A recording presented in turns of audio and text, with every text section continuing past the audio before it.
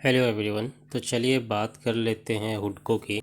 And अगर वहीं return की बात करें तो आज शेयर में ऑलमोस्ट 2 से 3% का तेज़ी देखने को मिल रहा है। बट अगर वहीं 1 मंथ की बात करें तो 1 मंथ में कुछ 18% 19% का तेज़ी देखने को मिलेगा। एंड अगर 6 मंथ की बात करें तो 6 मंथ में कुछ 100% रिटर्न देखने को मिल जाएगा। यानी एक 6 मंथ ने जो कंपनी ने रिटर्न प्रोवाइड किया है वो एक हेल्दी रिटर्न है। एंड अगर 1 ईयर की बात करें तो 1 साल में भी लगभग 150% का कंपनी ने रिटर्न दे दिया है। यानी कंपनी लगातार अच्छा परफॉर्म्स करती हुई जा रही है एंड अच्छे रिटर्न देती हुई नज़र आ रही है। एंड अगर 5 ईयर की बात करें तो 5 साल में जो कंपनी ने रिटर्न दिया है वो 110% का रिटर्न है।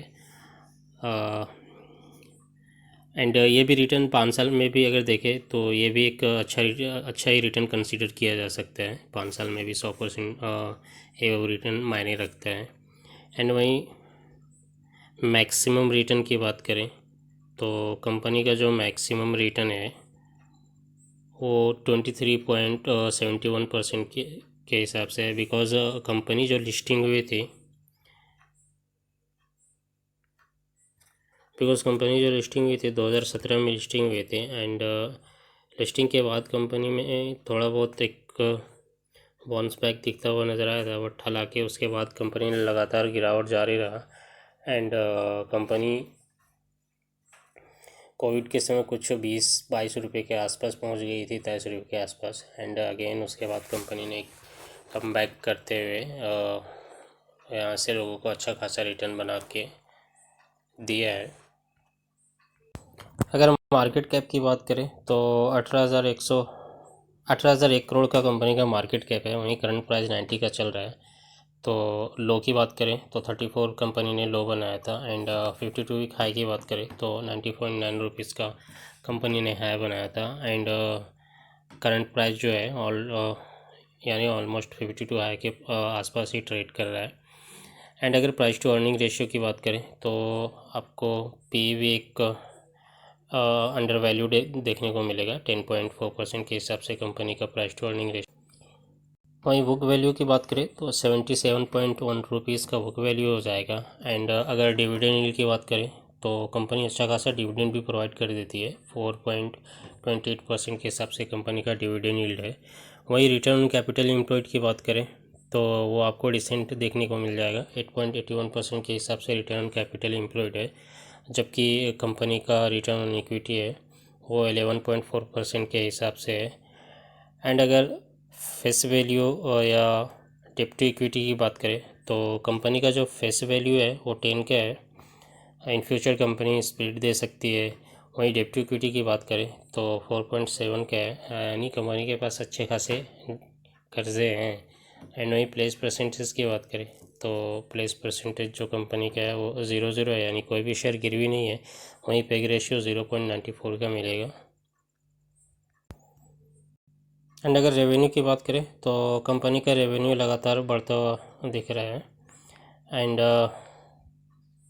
सेम ही है 2020 से। अगर रेवेन्यू की बात करें तो वही 1700-1800 करोड़ के हिसाब में कंपनी का रेवेन्यू है। एंड फ़िलहाल जो है 1843 करोड़ के हिसाब से है। वहीं अगर इंटरेस्ट की बात करें तो रेवेन्यू के अकॉर्डिंग कंपनी इंटरेस्ट बढ़ती हुई नज़र आती है। एंड अगर बात करें फाइनेंसिंग प्रॉफिट या फाइनेंसिंग मार्जिन की तो वो भी उसमें भी इम्प्रूवमेंट देखने को मिलेगा। वो भी लगातार बढ़ रहा है। 333 से बढ़कर 857 देखने को मिल जाएगा। एंड फिलहाल यहाँ पे डिक्लाइन होता हुआ दिख रहा है सेकेंड लास्ट क्वार्टर के मुताबिक 592 का है। एंड वहीं मार्जिन की बात करें तो ये भी बढ़ता हुआ दिखेगा। अगर नेट प्रॉफिट की बात करें तो नेट प्रॉफिट भी बढ़ता हुआ दिखेगा। 254 से बढ़कर 639 हो गया। फिलहाल थोड़ा डिक्लाइन के साथ 446 का मिल जाएगा। वहीं ईयर ऑन ईयर बेसिस पे अगर रेवेन्यू या इंटरेस्ट की बात करें तो ईयर ऑन ईयर बेसिस पे भी ठीक ही ठाक मिलेगा आपको देखने का। अगर मार्च 2012 की बात करें तो कंपनी का जो रेवेन्यू हुआ करता था मार्च 2012 में कुछ 2500-3000 के आसपास हुआ करता था, जो कि अभी फ़िलहाल बढ़कर 7000 से ऊपर का हो गया है। फ़िलहाल जो है 7143 करोड़ के हिसाब से कंपनी का रेवेन्यू है। वहीं इंटरेस्ट भी 4,581 करोड़ के हिसाब से मिल जाएगा। जबकि फाइनेंसिंग प्रॉफिट या फाइनेंसिंग मार्जिन यानी ऑपरेटिंग प्रॉफिट या ऑपरेटिंग मार्जिन की बात करें तो वो भी यहाँ पे बढ़ते हुए दिखेंगे। एंड अगर नेट प्रॉफिट की बात करें तो कंपनी का नेट प्रॉफिट भी यहाँ पे बढ़ता हुआ ये दिख रहा है। कंपनी का जो नेट प्रॉफिट हुआ करता था पहले 622, 700, 734 लगातार बढ़ ही रहा है। यहाँ आप देख सकते हैं कंपनी का नेट प्रॉफिट भी लगातार बढ़ रहा है।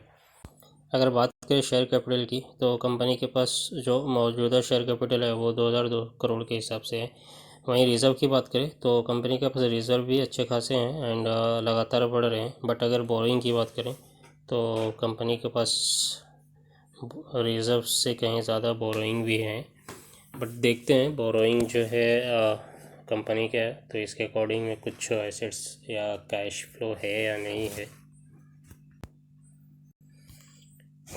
तो जी यहाँ पे कंपनी के जो एसेट्स हैं वो लगातार बढ़ रहे हैं। कंपनी के पास अच्छे खासे एसेट्स हैं, यानी कंपनी का जो बोरोइंग है उससे ज़्यादा यहाँ पे एसेट्स भी देखने को मिल जाएंगे। एंड वहीं नेट कैश फ्लो की बात करें तो माइनस एक नेगेटिव साइन के साथ देखने को मिलेगा यहाँ पे नेट कैश फ्लो। एंड अगर शेयर होल्डिंग पैटर्न की बात करें तो कंपनी का जो शेयर होल्डिंग पैटर्न है वो 81.81% के हिसाब से फ़िलहाल प्रमोटर का स्टेक देखने को मिलेगा। जबकि फॉरेन इन्वेस्टर के पास 0.65% के हिसाब से स्टेक मिल जाएगा। वहीं DIS का 7.15% के हिसाब से स्टेक देखने को मिलेगा। जबकि पब्लिक की बात करें तो यहाँ पे थोड़े बहुत स्टेक पब्लिक के पास भी है, 10.41% के हिसाब से पब्लिक के पास भी। तो ये था कंपनी का फंडामेंटल जो कि ठीक ही ठाक है। लगातार कंपनी इम्प्रूवमेंट कर रही है। हालांकि एक नेगेटिव साइन देखने को मिला कि कंपनी के पास डेट है। तो अगर हम डेट देखें तो कंपनी के पास थोड़े बहुत रिजर्व भी हैं एंड एसेट्स वगैरह भी हैं। एंड किसी भी कंपनी में डेट तो होता ही है, बट ये देखना रहता है डेट ज़्यादा है या कम है। तो फ़िलहाल डेट तो है कंपनी के पास, लेकिन वो भी उसमें भी इम्प्रूवमेंट देखने को मिलेगा।